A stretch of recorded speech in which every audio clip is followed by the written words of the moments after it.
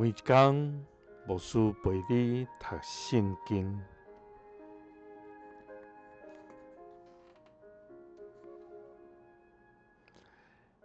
今日是12月17，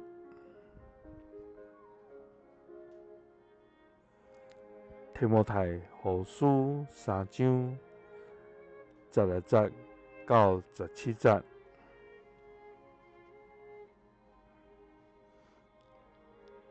全部圣经是上帝神感动写的，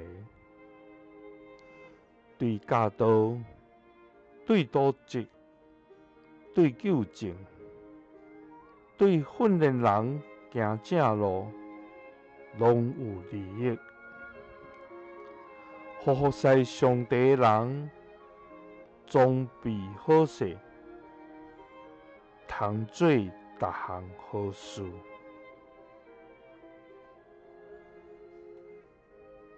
保罗和提摩太的批信中间提到，圣经全部是上帝的灵来感动所写出来，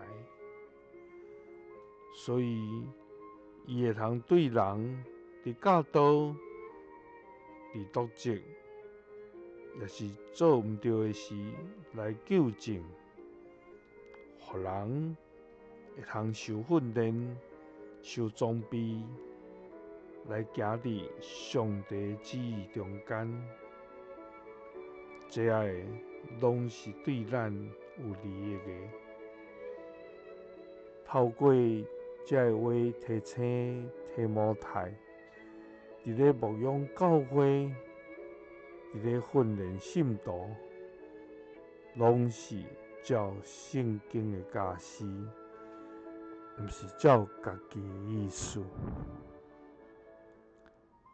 伫咱的生活中间，咱是毋是也有明白圣经是咱来认真来学习、认真去读的真要紧、属灵美灵的供应。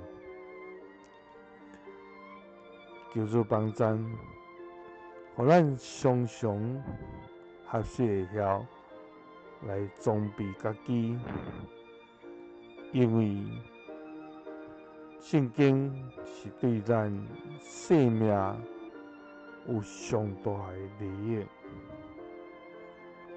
愿主赐阮伫咱每一个人，互咱会通用敬畏伊做咱生命的要紧。伫逐时逐刻也掠上帝的话，做咱的快乐甲帮助。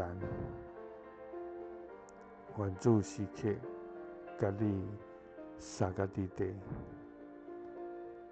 耶稣听你，赐你平安。